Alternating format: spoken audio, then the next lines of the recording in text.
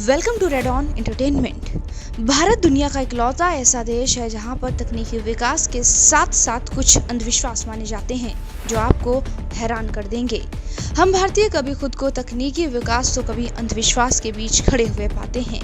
इन अंधविश्वासों पर सवाल उठाना हमारे लिए इसलिए ज़रूरी बन गया है क्योंकि ये अंधविश्वास लगातार हमारी जिंदगियों में दखल देते जा रहे हैं।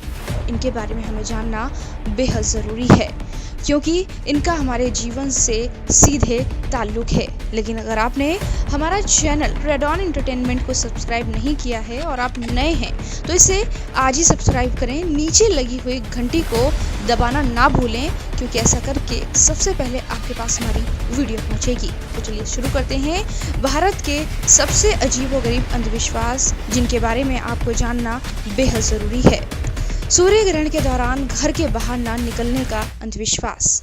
आपने अक्सर सुना होगा कि अगर नंगी आंखों से सूर्य ग्रहण देखा जाए तो आंखों की रोशनी चली जाती है और लोग अंधे हो जाते हैं। यही कारण है कि हमारे घर के बड़े बूढ़े सूर्य ग्रहण के समय हमें घर से ना निकलने की हिदायत देते हैं और कहते हैं कि अगर आप बाहर निकलेंगे तो कोई ना कोई अपशगुन हो जाएगा।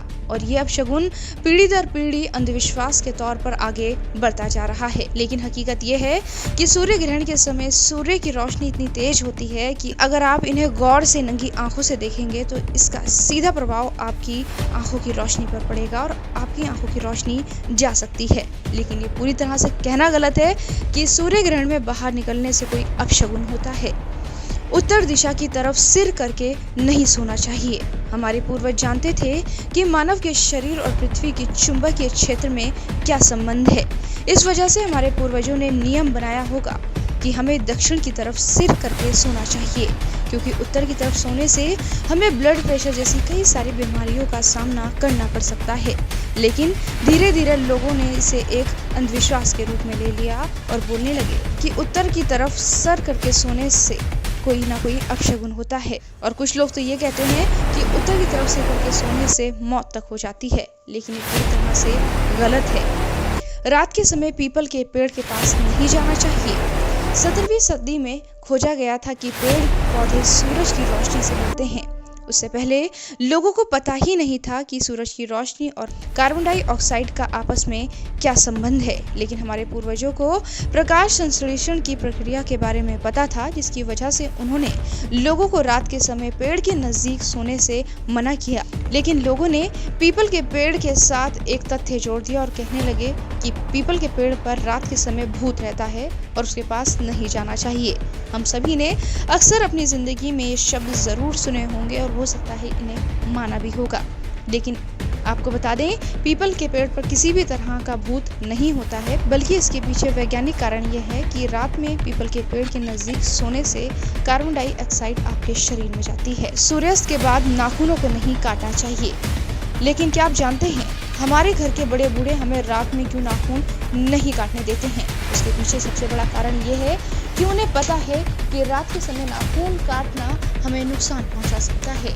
नाखून कहीं चुभ सकते हैं। लेकिन लोगों ने इसके पीछे एक अंधविश्वास जोड़ दिया। वो कहने लगे कि रात के समय या फिर शाम के वक्त या फिर किसी विशेष दिन नाखून काटने से कोई अपशगुन होता है। आपको बता दें ऐसा बिल्कुल भी नहीं है। नाखून को आप कभी भी काट सकते हैं लेकिन उसके लिए रोशनी का होना जरूरी है। घर से बाहर निकलते समय चीनी और दही खाना। हम सभी ने अक्सर ये सुना भी होगा और शायद खाया भी होगा कि जब हम घर के बाहर कोई शुभ काम करने के लिए निकलते हैं तो हमारे घर के लोग हमें दही और चीनी खाकर रुखसत करते हैं। वो लोग इसीलिए ऐसा करते हैं क्योंकि माना जाता है कि दही और चीनी खाने से बिगड़ते हुए काम बन जाते हैं। लेकिन आपको बता दें इसका शुभ और अशुभ से किसी भी तरह का कोई भी ताल्लुक नहीं है बल्कि ऐसा इसलिए कहा जाता है क्योंकि भारत का जलवायु जो है वो गर्म है। अगर हम दही और चीनी मिलाकर खाते हैं तो इससे हमारे शरीर को ग्लूकोज मिलता है और हमारे शरीर की ग्लूकोज की कमी पूरी हो जाती है और हमारा शरीर पूरे दिन भर चुस्त और दुरुस्त रहता है।